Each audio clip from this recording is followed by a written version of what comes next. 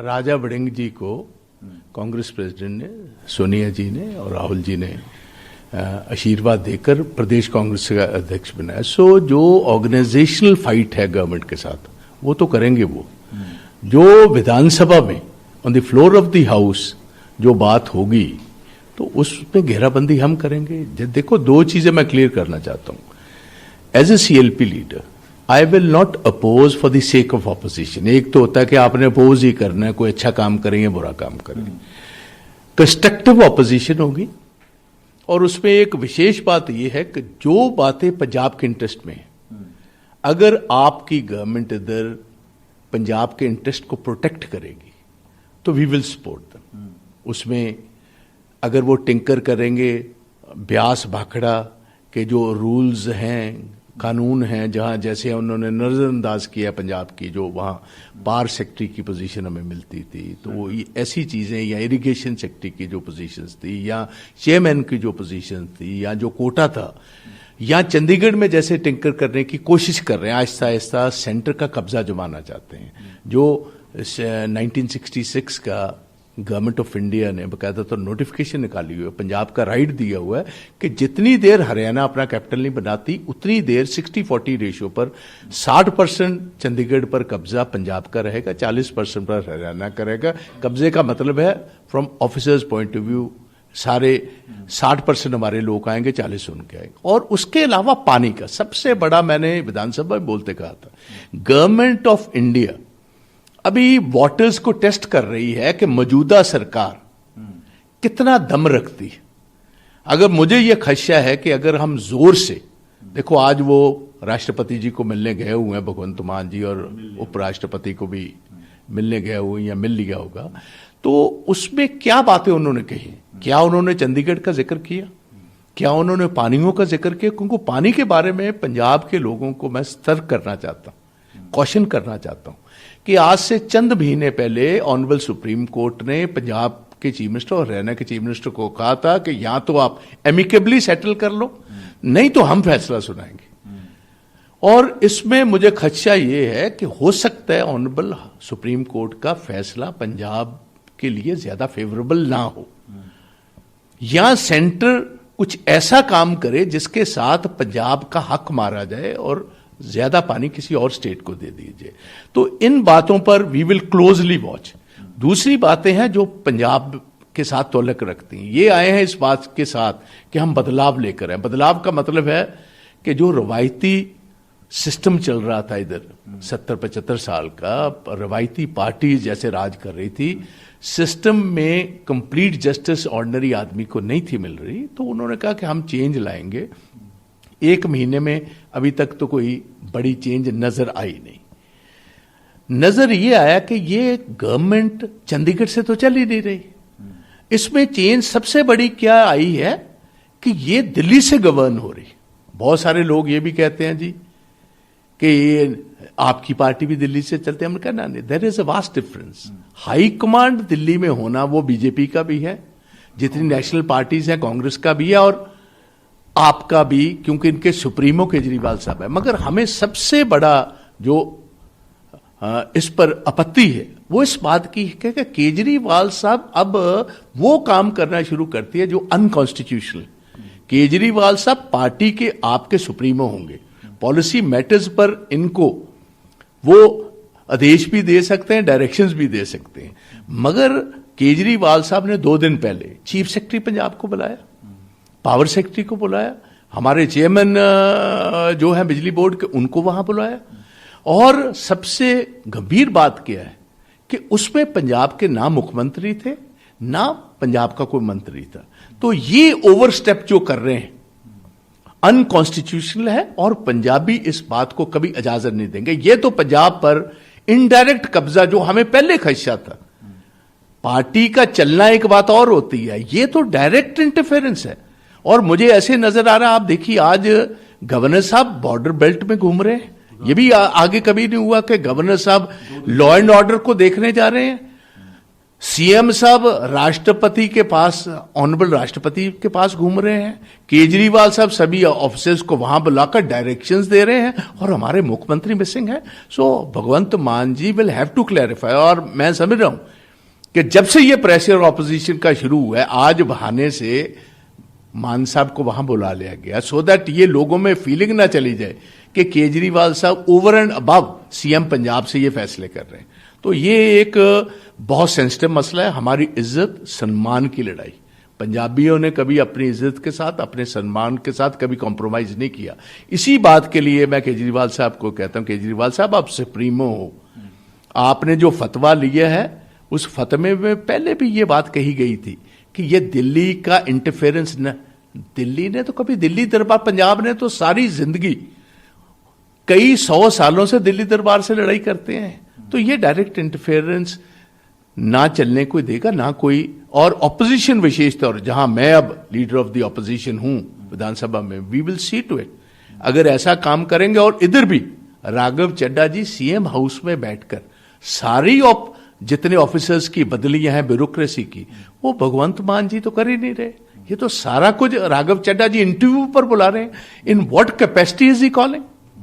सबसे पहली बात है, राघव चड्ढा जी ये बताएं, in what capacity are you calling this officers? और आप वहां बदलिए वो कर रहे हैं, जो कैदे कानून है, जो, तो ऐसे लग रहा है कि ये भगवंत, हमें तो पूर्ण आस उम्मीद है भगवंत मान जी से कि ऐसा काम ये अलाउ नहीं करेंगे। डिमांड करते हैं भगवंत मान क्लैरिफिकेशन दे इसके ऊपर, क्योंकि 2 इंसिडेंट हो गए, जैसे आपका राघव चड्ढा इंटरव्यू कर रहे हैं और केजरीवाल ने 2 दिन पहले। देखो 110% भगवंत मान जी, देखो आपने लोगों ने आप पर विश्वास किया, आपको उन्होंने चीफ मिनिस्टर पंजाब का बनाया, रिमोट कंट्रोल नहीं। पंजाबी कभी रिमोट कंट्रोल से नहीं चल सकते, इज्जत और सम्मान से चलने वाली ये कौम है। रिमोट कंट्रोल से चलना, ये तो सबसे पहले तो क्वेश्चन मार्क हमारी कैपेबिलिटी पर है। क्या पंजाब के इलेक्टेड रिप्रेजेंटेटिव्स और चीफ मिनिस्टर और minister are they less capable? आप वहां से चला रहे हो, ये कैसे चलेगा? ये हरगिज ना पंजाब बर्दाश्त करेगा, ना पंजाब की ऑपोजिशन ये अलाउ करेगी। लेकिन वो ये एलिगेशन लगाते हैं कि कांग्रेस थी, उनका भी हाईकमांड दिल्ली में था, बीजेपी का भी था, पर देखा गया कि उस वक्त सरकार यहां से नहीं। हाँ देखो, वो तो मैं पहले बता पाया हूं भाई, आपकी लीडरशिप दिल्ली में है, हम स्वीकार करते हैं, नेशनल पार्टीज हैं, बीजेपी की लीडरशिप वहां से है, they are a national party. आप नेशनल पार्टी बनने की अभी कोशिश में है, अभी सेकंड स्टेट में ही आई है। दिल्ली से वो देखो, केजरीवाल साहब पॉलिसी मैटर्स पर तो इनको कोई डायरेक्शन दे सकते, मगर एक independent state, see he is not even the chief minister of a independent state, it's just a glorified municipal corporation. Delhi तो एक म्युनिसिपल कॉर्पोरेशन इनके, और एक इंडिपेंडेंट इतना बड़ा ऐतिहासिक सूबा जो गुरुओं, पीरों, पैगंबरों की और शूरवीरों की धरती है, जिस पर किसी टाइम महाराजा रणजीत सिंह जैसे महान जो थे रूलर्स, उनका गोल्डन पीरियड कहा जाता है 40 साल जब उन्होंने राज के, ऐसे सूबे में अगर हम वहां से रिमोट कंट्रोल्ड होंगे तो ये तो एक, मैं समझता हूं कि you are playing, seriously playing with the sentiments of Punjab.